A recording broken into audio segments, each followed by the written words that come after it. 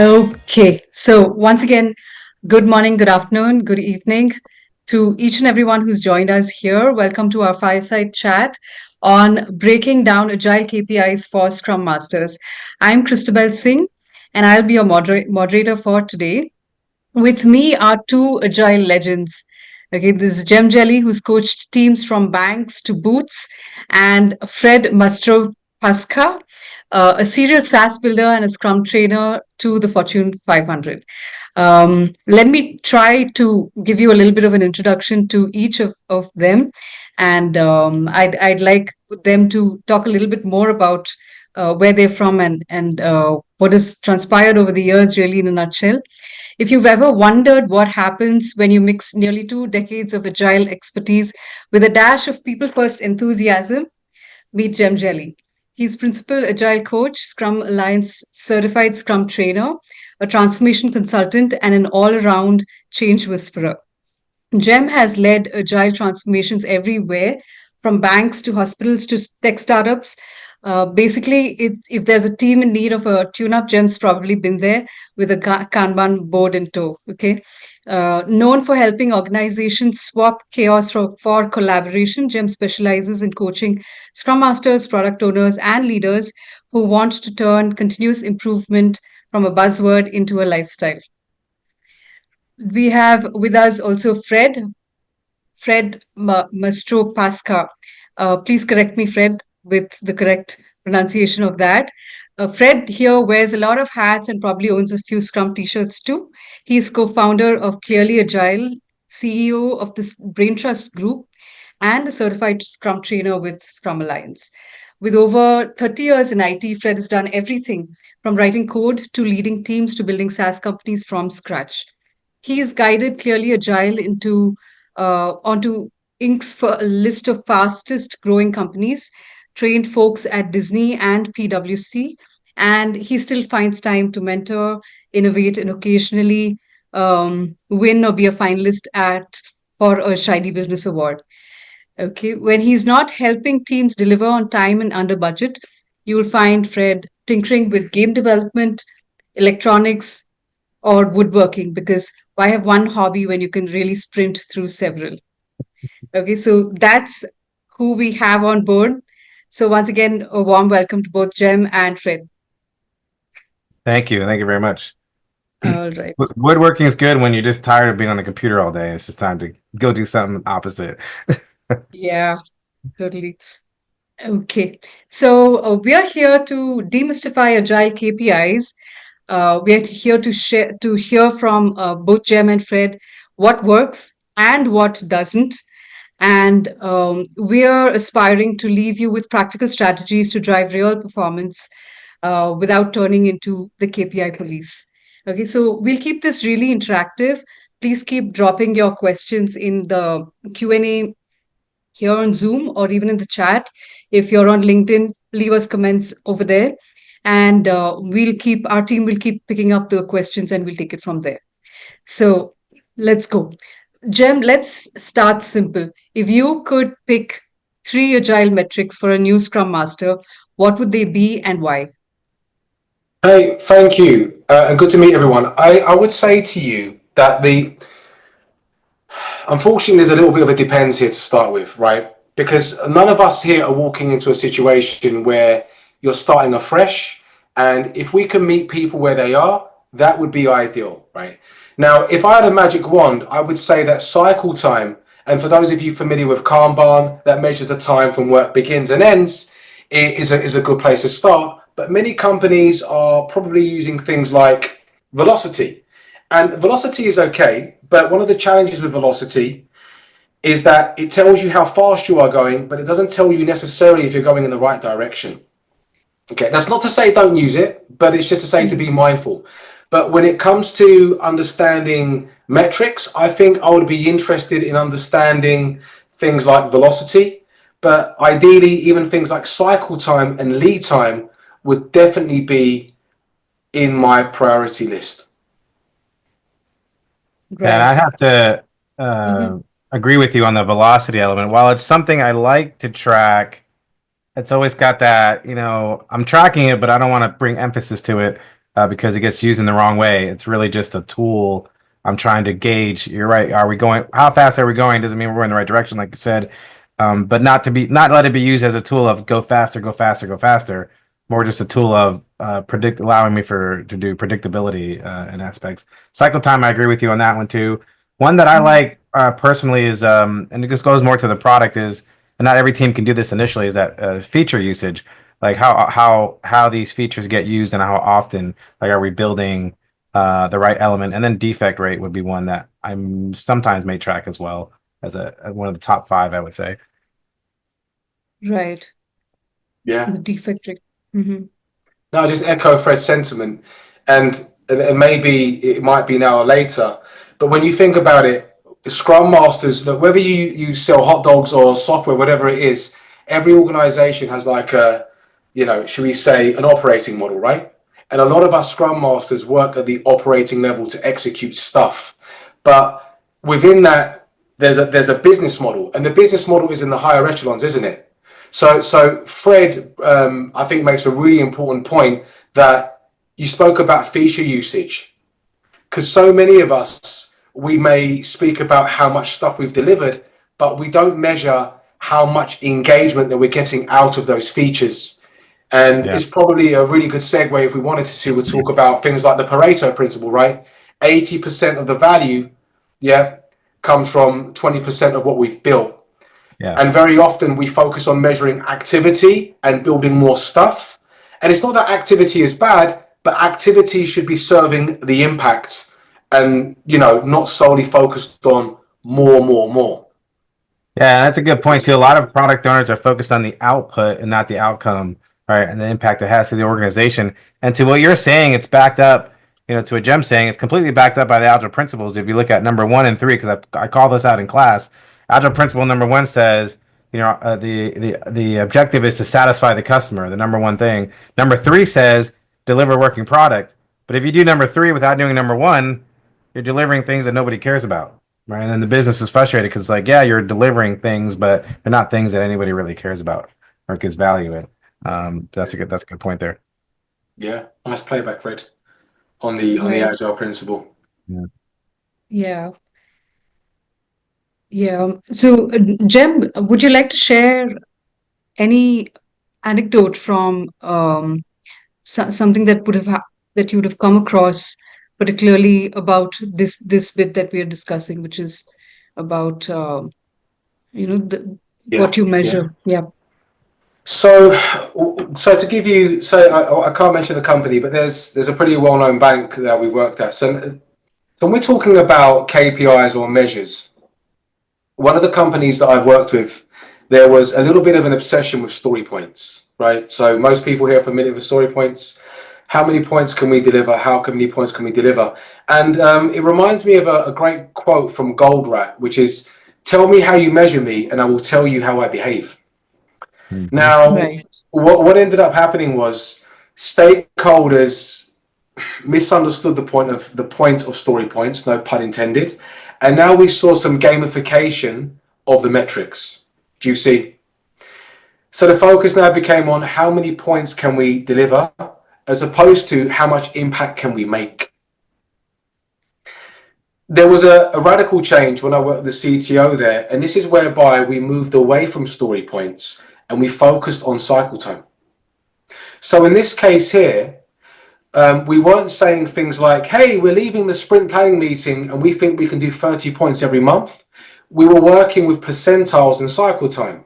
Now, I don't know how advanced our audience is, but this should definitely still be a call to action, right, for you to think about this. So we'd walk out with, "We think we can do X amount of PBIs, yep, with the likelihood of being done 85% over this period of time." And what was better about this approach was there was an additional benefit. We didn't have to spend too much time arguing over story points, and we didn't make the focus points. Rather, we made the focus the impact. Now, Right.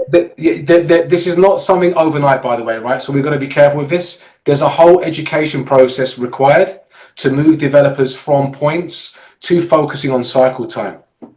But it moved the needle in the right place. But can I just add one more thing? I can also argue against myself to also say it's not the points that are the problem, it's the understanding of the points. But some things by design are more easy to abuse than others as well. Yeah.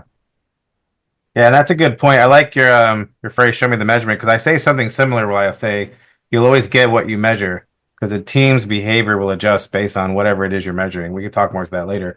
But the story I have is similar to yours. It's funny because the center, we talked about how velocity is useful, but people abuse it because mine's around that as well. I was working with a consultancy team using story points as well, and they wanted me to come and explain to them like how story points work, relative sizing works. So I came, went over kind of a module, drew it out, discussed with them. And after we were said and done, they said, but our client has contractually obligated us to deliver 42 points a sprint. So we don't understand how this works. Mm, I'm like, well, then the client has just basically screwed themselves in that sense, right? Because the team was just right. modifying the numbers just to hit the points that they were contractually obligated to deliver. And then they just completely missed the point of velocity, relative sizing. And the client felt that they were getting a good deal because, they were forcing the team to deliver X amount of points a sprint. It's like you, Right, you right. just completely undermine the whole metric and the whole reason for doing it. Yeah. Yeah. It's Yeah. like, yeah, Unfortunately. throwing a stone on your own foot kind of a Yeah, yeah. thing. That brings me to this tricky thing that perhaps that client was facing. That how do you balance quantitative metrics like velocity with qualitative ones like team morale or customer satisfaction, all of those. Yes. And maybe there's a prerequisite part to this question, Christabel. So Mm.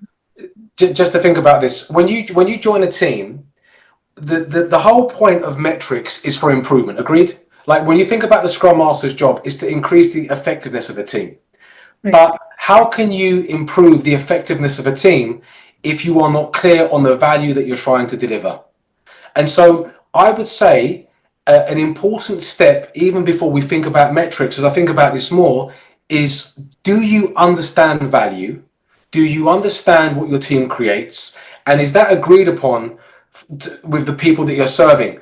A nice framework or a good thinking model to get you started here is something like team topologies or the work from Craig Larman. And you can check out both of these resources. And if can I Mm. just give you a couple of angles just to give this some teeth, to not speak too abstractly?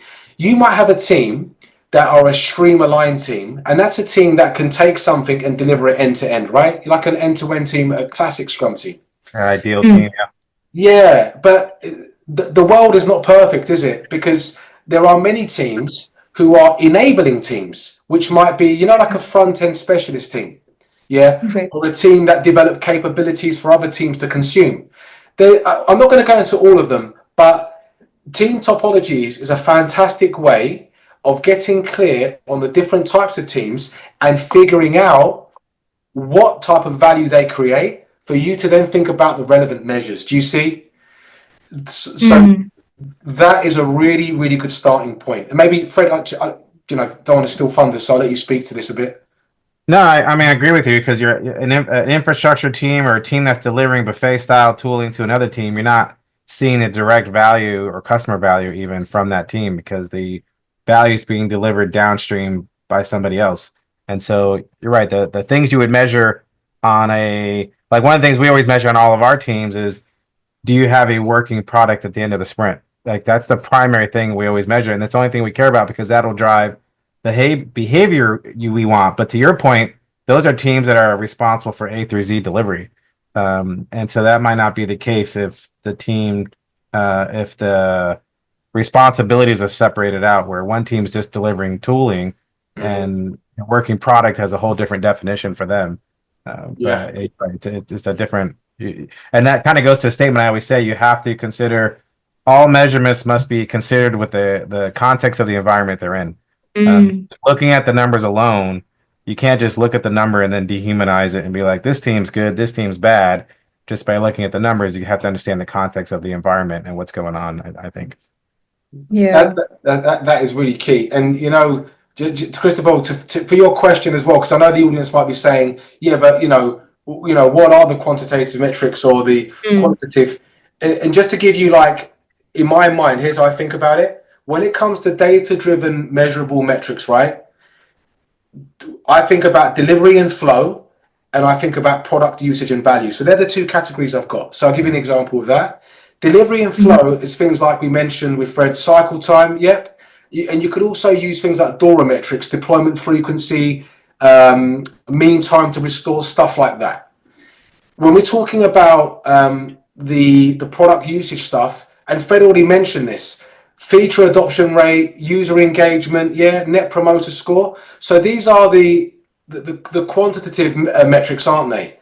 But when it comes to narrative metrics, or some people might say qualitative, I then think about two different categories, and they are team health and then value and strategy. So team health would be psychological safety. Yeah, do Mm. people feel safe to speak up? Clarity of purpose. Do people understand why they're doing what they're doing? And if you think about value and the strategy alignment part, customer feedback themes are what problems or delights are reoccurring in the interviews, or things like retrospective insights. So what the team believes is helping or hurting deliver value. So these, for me, in my mind, there are some black and white objective things, and there are some things that are more difficult to measure, but they're incredibly Yeah, valuable. right. It's still important, but they're harder. Yeah, yeah, Yeah, like yeah, team happiness, team engagement, satisfaction. Yeah, those are Yeah, yeah. yeah, yeah. yeah. How do you You measure touch the on energy of a team? You yes, can't, right? Or the yeah. camaraderie. You can't. Yeah. But there are still ways to gauge. Yeah. One team Mhm. years back, and people maybe could try as times goes on and I get older, the phrase is more common. Back in my day, when we used to work in the office together, right? Because we're not everyone's remote now, but so you might have to do it differently. But I had a team where we worked in the office, and to your point, one of the things I think it might have even been from the Agile retrospectives making good teams great. I forgot where we got the idea from, but as the team came every single day to their daily scrum, they would mark, and we got it. I forgot where we got it from, but we would mark whether they were each member whether they were happy, sad, or mad, and put it in a bucket. And at the end of the sprint, we would track, okay, every single day, what was the team's happiness metric as the sprint went on, and you could draw it on a line chart. It's like we're happy at this point in the sprint, and then we drop suddenly, and it doesn't tell you the answer, but we can maybe talk about like what happened here that caused that drop. But and I've seen teams. I've seen just a month ago we did that with a post mortem exercise. The team wanted to talk about a whole release, and it was Mm. 6 months of work. And we did the same thing there, where we said mark on an indicator. We did this on a lucid board, but mark on an indicator during this timeline, January through the next 6 months, January through June. This I think it was December through May. Mark, what your mood was during that time, and then you start to see correlations of as there was more technical issues because there was other things they were putting on the chart too. Happiness went down. At the beginning, happiness was good, and then as it went on, happiness went down, and then near the end of the project, happiness came up because they were just glad it's over. But those are tactical ways you might track something like that. But it's a good Yeah, point. I like that. Fred, I was going to say, Yeah. I love that idea. So I think they call that an emotional timeline for some people. Yes. That's a Okay. Yeah. great Mm. tool. Great tool. Really, really Yeah. good tool. That. Emotional timeline.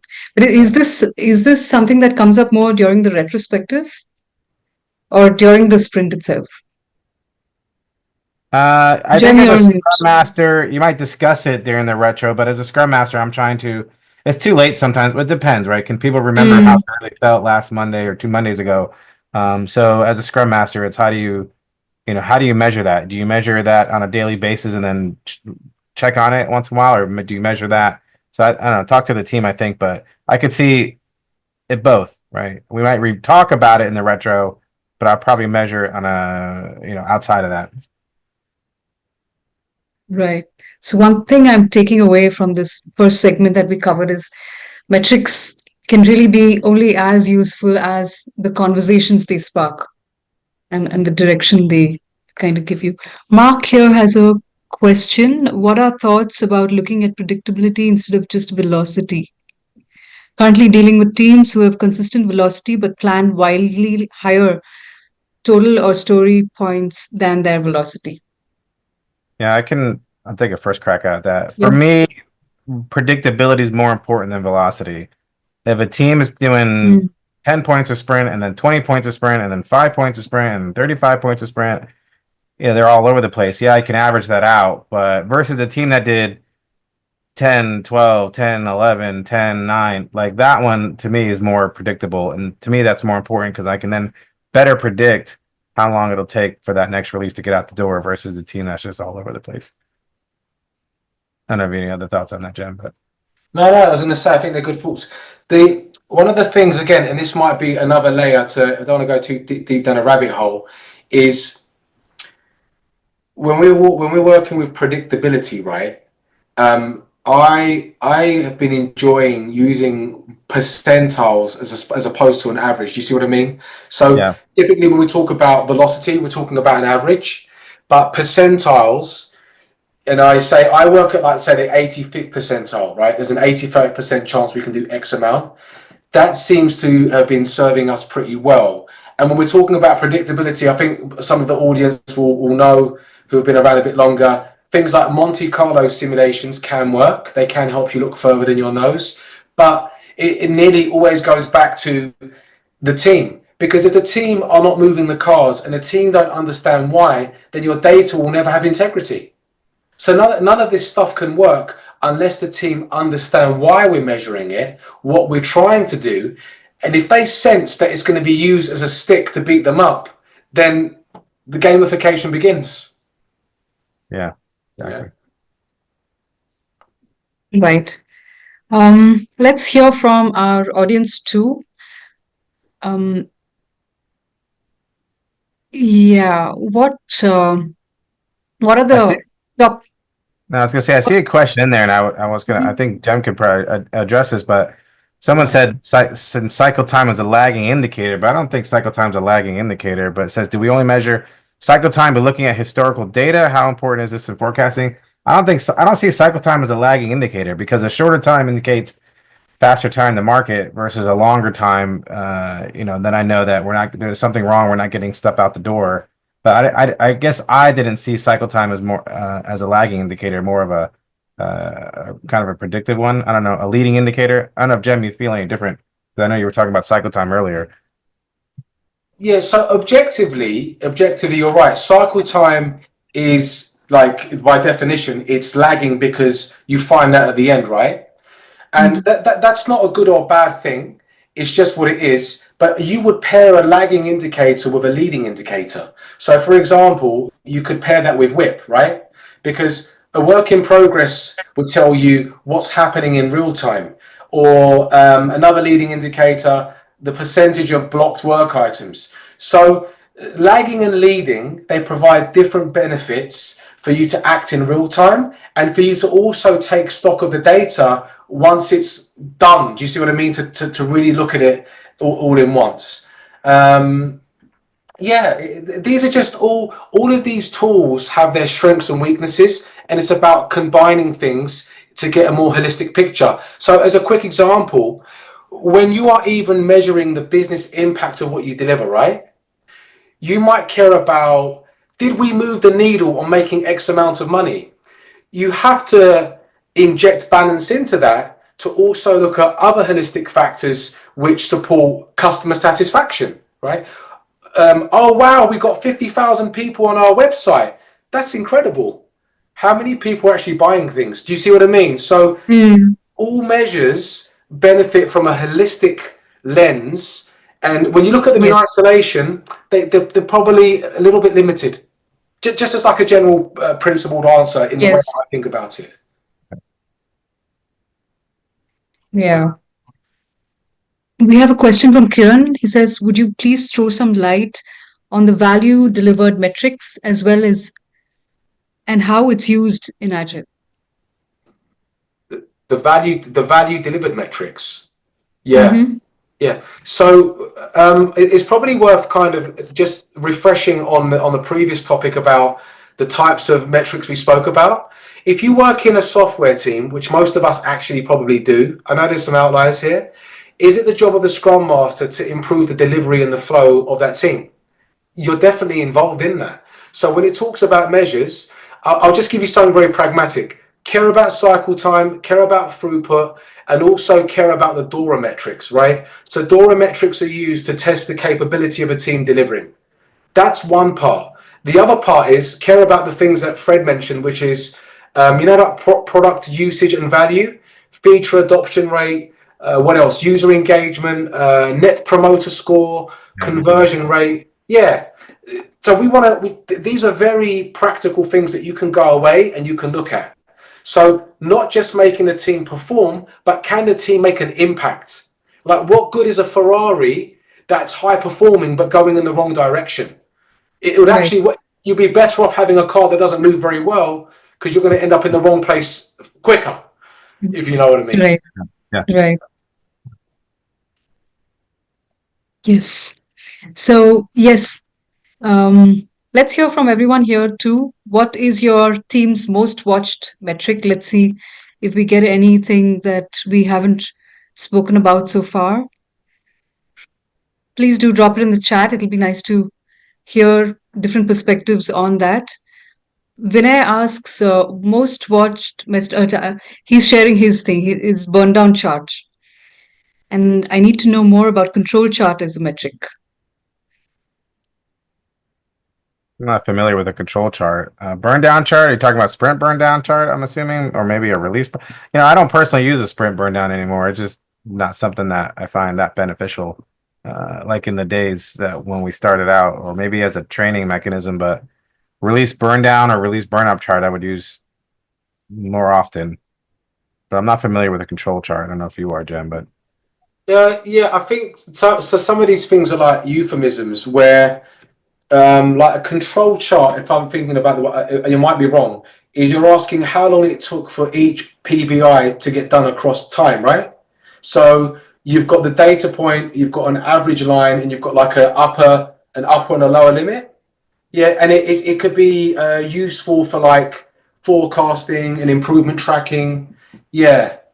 So that language is a little bit more traditional, but it's something that people can use. Are you referring, just to the questioner? Are you also referring to like a scatter plot? You with me? So you've got like cycle time on one axis, completion date on the other, and you're looking at the relationship between how long things took with the percentiles on the bottom right hand side of the graph. Because I'm getting the feeling that's what you could maybe mean. But perhaps yeah. So Vinay, elaborate if possible, and then to Gurpreet about your burn down versus a burn up chart. Now, sprint burn down chart typically is a sprint burn down, but for release burn up, release burn down, I typically will use a release burn up chart. It doesn't really matter, but I will use a release burn up chart if the project or product is more stable and there's not a lot of changes to the product backlog and a lot of additions, I guess you could say. It makes it easier to predict. A release burn down chart I would use if I'm trying to show maybe all the additions and all the additions throughout a sprint. So throughout a sprint, some things get done, some things get added to the product backlog. A release burn down chart can kind of show that on a bar chart, on a graph going down of how many things were added, how many things were done, how many things were completed in essence. But a release burn down chart I found to be a little more easy to read on the eyes. One indicator, one line going up representing the product backlog, one line representing cumulative work done, and then one line representing how much done was done in each sprint. And then from there you can start predicting how long till you get X amount of work done, or what work will you have done by a certain date. So if you're looking for product release burn down or burn up, but I prefer release burn up. Doesn't really matter. So whatever you're comfortable with. Yeah, I'll be Fred on that. I think it's a philosophical thing as well, isn't it? Some people psychologically prefer the burn up or burn down, but practically speaking, you know what I mean? It's like, yeah, it's a preference thing, I guess. Yeah. Right. Thanks for that, Fred and Jem. I'd like to now take the conversation to how do we use these KPIs to actually make teams better, not just busier? That's a great question. I mean, at the heart of this, just as a bit of outlier thinking, there's the utilization trap, isn't there? Where the utilization trap is the belief that every single person needs to be busy to be able to contribute value. And if you look at a game of football, American or European, only one person can run with the ball at the same time, right? So if Fred is running with the ball and I'm not, and I'm on Fred's team, does that mean I'm not valuable? No, I might be making a play for Fred. Agreed? I might be blocking somebody else. So what I'm trying to say here is that leadership is the limit. When management believe that everybody needs to be busy, that promotes the sense of being active for the sake of it. So we don't want to mistake motion with progress. Motion is movement. Progress is going somewhere in the rightful direction. And you need to kind of gently challenge that with your managers, right? It's actually, you waste less money by people pretending to be busy, but don't blame the person. Think about the drivers that you've created. So that's the first starting point before I would even talk about that. What's the mindset of the people around you? And are they okay with, do you know what I mean? Like pair programming or refining the backlog or having space for the walk? Like what's the vibe in your team? It's interesting you bring up pair programming. It's funny how pair programming looks bad on paper, especially when you're dealing with a client. Like, hey, two people are going to be they see it as two people working doing the same thing, or two people working to do what one person could do, and not considering that the reality of it is higher quality. You actually get more work done because there's less time for that person to be distracted, by their phone or other things that come up. That's one of those ones that I always find interesting. It looks bad on paper, but it's so effective on teams. Yeah. Yeah. Because they're being measured by their individual pay rate, right? Why have you got two people around a keyboard? Like, surely they could deliver more. Yeah, it's classic, but it exists, doesn't it? So, yeah, Christopher, do you want us to extend on that then? Because you're saying, like a tangible example, right? Where KPIs have that would actually be enhanced performance. really useful. Yes. I can talk about a client not too long ago, actually, in the Middle East, where they're a fintech, and we were using defect rate and time to recover from incidents, right? We wanted to find how quick we can bounce back. They had problems with their resilience and the way they did things. And in the retro, we saw there was a big spike, and it came up in incidents due to a rush release, right? And that was probably symptomatic of other reasons, right? Like the team being rushed, taking on more than what they could. So the team owned it, and what we done was we pushed for automated regression tests. And just introducing more automation, we saw like a measurable cut in defect rates by over 40% in 3 months, which is incredible. Oh, wow. Which is, but we had to really, really make the case to be able to move towards automated regression tests because, some of the management weren't sure about the investment, right? So as an actionable insight, you pair the metrics with your experiments. Do you see? Your measures should be like provoking questions. So don't just measure what happened. Ask about why and ask about what now, right? So we were trying to use that as a catalyst for conversations. And can I add one more thing? It was very, very hard for the team to even talk about what the spike in incidents were. Do you see? Because they were scared the metrics was going to be used as a stick. And it reminds me of Esther Darby. She's got a lovely quote, which is, what is it? Metrics are for learning, not for judging. So be very, very mindful about the support you give to people so they feel confidence to show you the dysfunction. Yeah. Otherwise, how do you improve it, right? We don't know what the dysfunction is. Yeah. Is there that psychological safety? And that can take time, can't it, to let people trust you? Yeah. Yeah, mine was more on the product side, less on the team side, but we're measuring SaaS product churn rate, right? And now it kind of goes to an OKR or maybe a KPI, OKRs, maybe KPIs, but it was, the goal was to lower the churn rate, how often people were leaving, which led to the release of an NPS check for the client base to get 9 or higher. And then it was interesting because we were measuring that and the churn rate and the NPS scores that were lower forced the support team, sales team, other people in the organization to reach out to those clients to figure out why, along with the product owner. And so that had the benefit of narrowing down what it was that was dissatisfying to the client, but also had a side benefit of building stronger customer relationships. Right? These people, support was kind of forced to reach out to people they normally wouldn't have reached out to, but because the score was lower, now they had to reach out, build that relationship, figure out why, and that kind of led to customer relationship building, which led to Mm, happier customers. Even though they weren't necessarily happy about the product and certain things, they were happy to talk to mm, somebody about it. And it was the relationship of support that let them stay long enough for the team to have time to address those things, which was kind of interesting. right. Kelvin has a question here. He asks, are you familiar with work items aging metrics? What is the best experience to handle struggling items in sprint backlogs? Mm. Yeah, I'm very familiar with aged work, and I guess aged work. There's a really interesting view from a guy called, I don't know if you heard of Dan Vacante. Dan Vacante is like the don of actionable like agile metrics. And if there's one metric that you could have, he would say to you is aged work.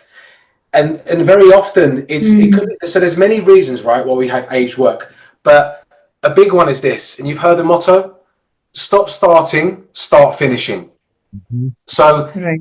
right, it could be a smell of a team who sit together, who know one another, but when they've got a bottleneck, they're not attacking the bottleneck, they're simply pulling more work in. So you tell me, Mm, if you was in a highway and there was a traffic jam, would you release more cars into the traffic jam? You could, but you're making it worse. What Kanban is trying to do is steady the flow of value, right? But to be able to do that, we have to point our capacity to where the bottleneck is. So when we're talking about aged work, there's a couple of things I think about. Team mentality, understanding if we're clear on the policies between moving work through our processes. Um, we also want to be clear that if work keeps going from, say, a test column to do again, is there a capability problem? Is there a knowledge problem? And the classic one, super classic, is, are we taking in work items that are too big, right? So the larger the piece of work, the greater the unknowns. They're the Or things vague or that, not refined enough. yeah, exactly that, right? So if you're using Fibonacci, if you're a point person, why are you taking in pieces of work that are 13?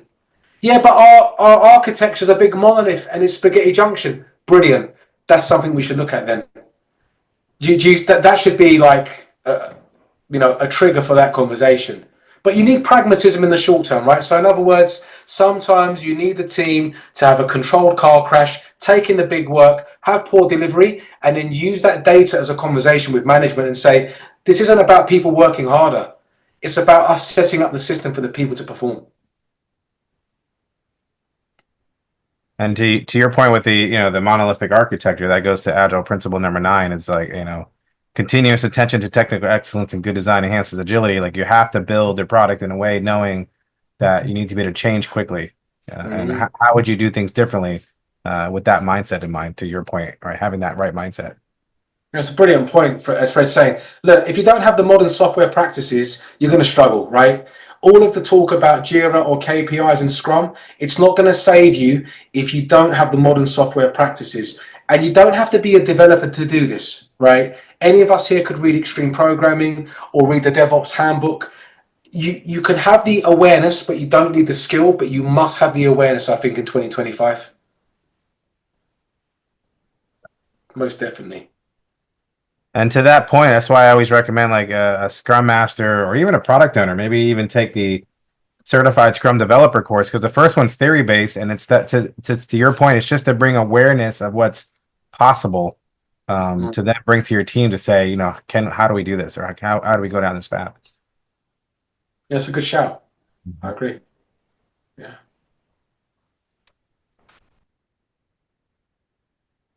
You're on mute, Christabel. mute.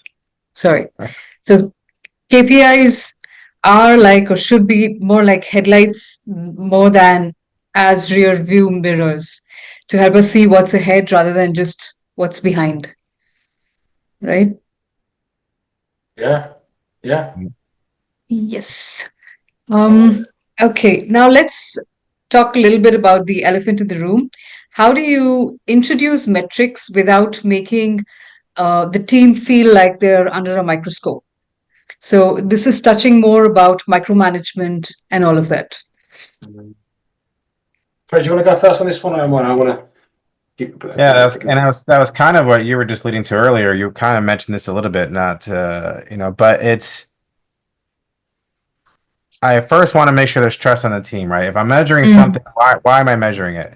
I'm not just measuring something for the measuring of measurement's sake. Like, let's measure code coverage for the sake of measuring code coverage, right? Or let's track things and I always have to be mindful of what behavior that's going to drive on the team. So to Jem's point, like if you're trying to improve a certain area of quality, then maybe at that point we introduce that measurement so the team understands we're measuring this because we're trying to improve in this specific area.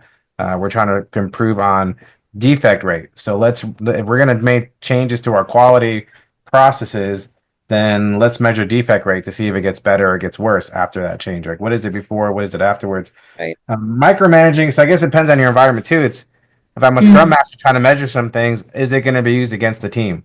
Right? Yes. Is someone going to try to say, this team is awful because their defect rate is high. It's not that they're awful. There's things we can implement, right? Possibly to help with that. So it's an education thing. It's an also, I mean, typically we try to be transparent in the community, but there have been times where I measure things and I don't really tell anybody, right? Because I know it's going to be used in the wrong way, but I'm measuring things. And then in that private conversation with the team in a retrospective, then I let them know, hey, look, I've been measuring this. This is what I believe the results show. I don't know, what are your thoughts to help improving it? But to me, it's an education thing. It's if I have a micromanager, making them aware of, like, if you want to measure, for example, a long time ago, it was, I think that somebody was like, well, how many tasks are this team working on? And this kind of goes to what was mentioned in the chat too, or even aging, like how many tasks are they working on? They need to work on more tasks. And we need to start measuring how many tasks the team works on. And it's like, well, if you're going to tell the team that's what you're going to measure, I can guarantee you that someone's going to say, okay, I had this really big task to get done. I got to meet this measurement. And you'll always get what you measure. So they're just going to take that big task and break into a bunch of smaller tasks. And there you go. I've met your measurement, but I'm not getting any more work done. And so when I'm talking to those, I say managers as such, I always try to make it a point of you're going to get what you measure. It doesn't matter what you measure. You're going to get it. All right. You want more tasks, you'll get more tasks. You want more hours in C, you'll get more hours on C. That doesn't mean they're delivering more work. That doesn't mean they're delivering things of value. And, it's going to drive the team's behavior to meet that measurement. So measure things that really, really, really matter. Do you have a working product? Do you have happy customers? Right? Are you delivering something of value either through feature usage or some other means that we might track for that? But it's hard if you have someone that's just like velocity. Last thing I mentioned too on the clearly Agile side, we deal with external clients sometimes. When we do a release, sometimes we'll sit in the product owner seat on behalf of the client. And there are some clients where I will show the velocity just so we can use that number to predict when we'll be done and when we'll release. And there are some clients I don't show that number to because they use it in the wrong way. And so I take it away. I say, they're like, what's the velocity? I'm like, we're not measuring that anymore. And like, it's not something I'm showing you anymore because you don't know how to handle it. Right. And so maybe, I need to use Jem's advice with cycle time and percentiles probably be better approach to that. But that's definitely helped me, Fred, because just to quickly add, clients care about when, right? When am I getting it? But as you're alluding to, the focus needs to be on when you're getting the stuff, not the points itself, or when can we measure the impact. So there's definitely that. And Fred, when Fred was speaking, it inspired a lot of thoughts. There's a lot of gold in what was said there. I found when it comes to introducing metrics without falling into micromanagement, this is all about co-creation. It's all about co-creation. Here's the thing. If you manage the board and you update the board, congratulations, that's your board. They're your metrics. But if we build the board and we update the board and we build the metrics, they are our metrics. So the way that you enter the system in terms of the team is everything. And I would tell you that typically people care about what affects them. Agreed? So I might come back in with a burning desire after doing a course in Kanban, cycle time. If the team do not understand how it's going to help them, it doesn't matter. So timing is everything to engage the people rather than saying, this is what we're doing, this is what we're going to measure with. And inherently the energy can be, well, what's he going to, or what are they, or what's she going to use it for? Yeah. Co-create, time it, talk about the things that are hurting the team, and look for the opportunity to thread it in when it's to do with the things that hurt. Help the team. You know what I say to teams? It sounds a bit provocative. I had a team recently who didn't want to measure anything. You know, I just said to them, guess what? If you don't measure something, someone else will, and they're going to use terrible metrics. So we either Wow. proactively take ownership and some autonomy, or they're going to take it away from us. That wasn't on day one, by the way, right? But I'm saying, you know, with my tongue in my cheek, they're going to do the change onto us unless we are proactive. So what's it going to be? Yeah, that's a It good wasn't point. perfect, but it certainly, I think, got people talking. Yeah. You know, as I'm listening to the two of you, Jem, I know you have a kid, a daughter, I think. Fred, do you have kids? Oh man, I got two sets of twins. Two of them are 7, and two of them are 4. Wow. So my house gets That's crazy amazing. sometimes. I will Yeah. never complain Wow. again, Fred. I will never complain again. Yeah, I got a friend who's 1 kid, and I'm just like, don't even talk to me about your 1 kid and your problem. Imagine two Yeah. 7-year-olds and two 4-year-olds at the same time. That's incredible. Precious. Yeah. I have one of each. It's right in the middle. Right. Perfect. So as I'm listening to you both, and we're talking about, you know, measuring these things, and what you measure is what you get. My mind just went to, you know, how we work with kids too, as Mhm. in what we where we set the metrics for them, and little things that we, you know, work with them is what gets the attention, and it's sometimes inadvertently we're bringing the attention to something you don't really want. Oh, it's funny Yeah. you mentioned that. A friend of mine has. We talked about information radiators, putting things up on the wall, and a friend of mine, tends to discipline their kid and then forget what they said and what they said they would do, and later, and the kid ends up not getting disciplined. And so what they've done is they put a temperature, a thermostat on the wall. It's a big drawing of a thermostat. As the kid acts more bad, they start filling up the thermostat, and if it hits that line, the kid gets in trouble. And once they once they started Oh, doing that, right, the kids were much more well behaved because they saw visually that metric of visually. how bad am I? How bad can I be before I get in trouble? And then they'd have to, bring it back down. But so there's a metric you could use at home. That's interesting. I wonder how that would, what the pattern would be around December and Santa Claus and all of that. Yeah. Yeah. Right. Yeah. Also, you know, along those lines, what you said about if you don't have the metrics, you're going to be measured by someone else's uh, metrics, and that can be something really off track and land you again inadvertently. But and then because you didn't set those metrics, you're going to have to really work against some other metrics that you did not choose, but now you have no choice, but you have to make that work. They'll do it anyway. Yeah. They'll do it, and it's not They do it because anyway. it's not because someone evil is sitting upstairs and they're Mm. pointing. It's because the business needs to either grow or make money. That's the bottom Yeah. line. Yeah, Yeah, if they you're want not, information. that's Yeah. it exactly. So Mm. the empathy has to work bottom up and top down. Do you see what I mean? The question is, how do we get the lens in the right place?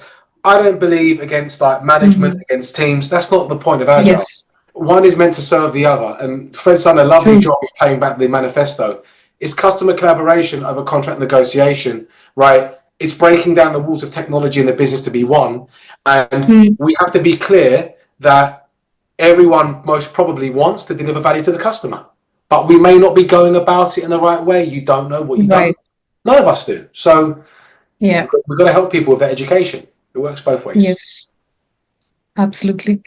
It everyone's working towards the collective goal, but it's just how we're getting there that can make all the difference. Yeah. Absolutely. Right. Yeah. I also really liked how you pointed out about metrics and the psychological safety around that, and metrics being something there to serve teams and not just for management dashboards. Yeah, that's a tough one, isn't it? Because I've joined Yeah. companies where the manager has said to me, Team A is the high performing team and Team B is the bad team. But it just turns out that Team B have been open about the dysfunction and Team A haven't. Right. Right. So what's bad? Like, I applaud the honesty and the vulnerability of Team B, whereas Team A had been burnt before. And when Right. you burn people, they still have the problems, but they hide them from you. Yeah. So, who are we There's fooling? just, yeah, there's just so many layers to this. And Always yeah, people. it's awesome to be unpacking this with both of you. All right. Fred, can you share with us one real world examples where you found that KPIs made all the difference? Yeah, it was probably that same. It's probably that same one I talked about turn rate because and there was a OKR, right? I know we need to talk about OKR versus KPI, right? Where OKR is more of a business goal oriented thing we're trying to measure. It's like the what we're trying to measure versus the KPI is kind of the how. But that lowering that churn rate, and that was probably the big one where lowering the churn rate led to that customer satisfaction. So that one I mentioned earlier. One other one that brought a positive change was it's a simple one, it was a silly one, but one of the things we measure on teams is do you have a working product? And that's kind of does it meet the definition of done? But then let's say you are measuring that and it's okay, now what? Or so what? If we don't, what's the consequence? If we do, what's the benefit, right? As a team, you hopefully the team works to the benefit of the organization. But one of the things we did was a newer team was look if because they couldn't figure it out. They were having trouble figuring out how do you possibly do design, development, architecture, testing, and all that stuff in a 2 week sprint. That's like impossible, right? A brand new team. And so we told them, look, if you can get a working product, a vertical slice every 2 sprints, we'll buy you a team lunch and throw a little party in the office, right? And so they didn't do it the next sprint. They didn't do it the sprint after that. But then the sprint after that, they finally figured it out. And they were so excited of like, oh man, one more of these and we get a party. And then they were able to do 2 sprints in a row, and then we threw them a little party.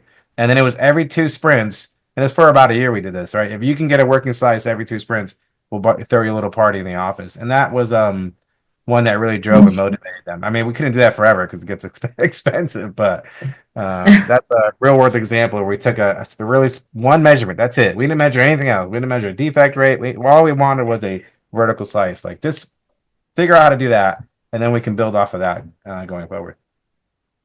Right. I'm so sorry. I have to drop. Okay. Okay. But Jem, just before we let you go, one quick thing. What is one metric that you've stopped measuring? one metric. Oh, what a great One question. KPI you've stopped measuring. I personally, I said at the start of the conversation, I have been using story points a lot less.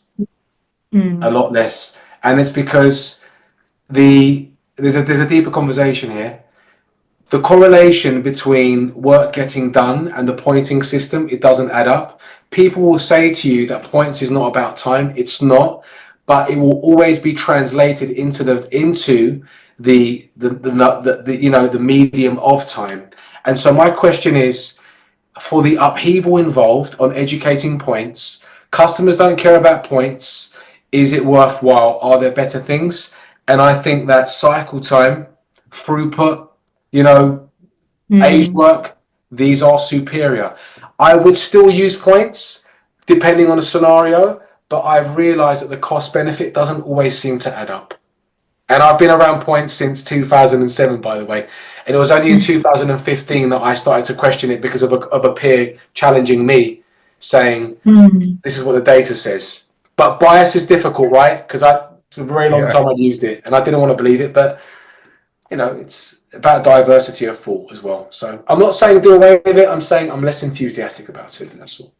I have to rush. I'm so sorry to... Okay, all right. Thanks, Jim. No worries. Thanks so much, Jim. Thanks, Christopher. Bye. Bye. Thank you. Bye. But if Yes, I had Fred. to couple things that just to take home is that you will always get what you measure. So no matter whatever you're measuring, you will always get it. You'll always get what you measure. So be mindful of that. It's going to drive team behavior. So think about what you're measuring and what behavior is going to drive. You're always going to be biased towards the data, So just keep that in mind that whatever you're measuring, you're going to see what you want to see, and consider all measurements to be within the context of the environment it's in, right? Humanize it and don't just look at the number, not understanding the context of the team and the environment. Yes. Thank you so much for that, Fred. So many layers that we really unpacked. And I think this is one of those topics that you can keep diving into and, Yeah. going deeper and It deeper never and goes away. It's always like, as it yeah, it goes never away. goes away. Yeah. Always, yeah. Yeah. Always want to talk about But metrics. thank you for that. Some of the key takeaways for me have been use KPIs as feedback, not as weapons. Involve the team in the selection and the building of this. I like how Jem put it as well. It's about co-creation and specifically in selection of the metrics and then the interpretation of those metrics and focus on the trends and the improvement rather than individual comparison. And Yeah, the key thing that I also took away was let metrics spark conversations and more experiments and more learning. So, all of these things that we touched on with the psychological safety as well has been very, very key. correct. Yes. All right. I think we've covered most of the questions. Let me check the Q&A box quickly. Yeah, I don't see anything there. There's one from Kiran, I think, that we did not cover, which is we generally talk about KRA and KPIs. So Yeah, I KRA mentioned that a is, little bit about the OKRs and the right.